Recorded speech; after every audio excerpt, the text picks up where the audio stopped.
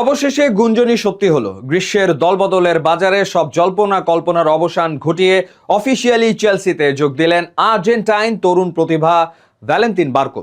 দলবদল বিশেষজ্ঞ Fabrizio Romano নিশ্চিত করেছেন ফরাসি ক্লাব স্ট্রাসবার্গ থেকে স্ট্যামফোর্ড ব্রিজে আসার সমস্ত নথিপত্র সই সম্পন্ন হয়েছে। এখন শুধু অফিসিয়াল উন্মোচনের অপেক্ষা। মে মাসেই চেলসি এবং আরসি স্ট্রাসবার্গের মধ্যে বার্কোর দলবদল নিয়ে একটি প্রাথমিক চুক্তি সম্পন্ন হয়েছিল। যেহেতু চেলসি এবং স্ট্রাসবার্গ একই মালিকানাধীন ব্লু কো গ্রুপের অন্তর্ভুক্ত, তাই উভয় ক্লাবের মধ্যে পেপার ওয়ার্ক শেষ করতে কোনো জটিলতাই পোহাতে হয়নি। ফলে গ্রীষ্মের ব্যস্ত দলবদলে বড় কোনো ক্লাব বাধা হয়ে দাঁড়ানোর আগেই চুক্তিটি একদম পাকা করে ফেলে ব্লুজরা।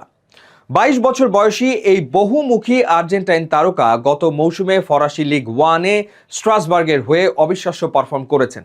মিডফিল্ড থেকে আক্রমণ সাজানো কিংবা লেফট ব্যাকে গতি বাড়িয়ে প্রতিপক্ষের ডিফেন্স ভেঙে দেওয়া, সব পজিশনেই তিনি ছিলেন দুর্দান্ত।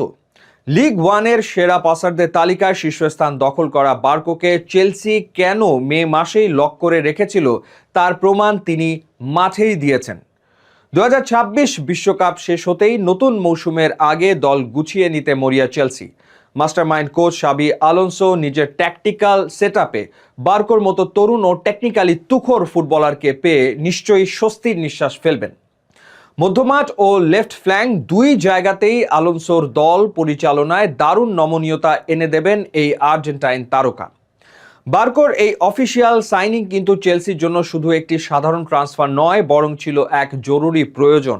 সম্প্রতি স্প্যানিশ বিশ্বকাপ জয়ী ডিফেন্ডার মার্ক কুকুরেয়া চেলসি ছেড়ে রিয়াল মাদ্রিদে পাড়ি জমানোয় ব্লুজদের লেফট ফ্ল্যাঙ্ক পুরোপুরি খালি হয়ে পড়েছিল।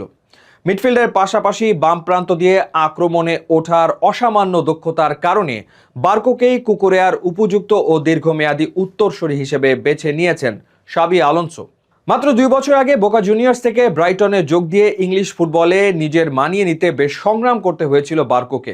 প্রিমিয়ার লিগে মাত্র ৬টি ম্যাচে নামার সুযোগ পাওয়ার পর তিনি পাড়ি জমান ফরাসি ক্লাবে, আর সেখানেই ঘটে তার অবিশ্বাস্য প্রত্যাবর্তন।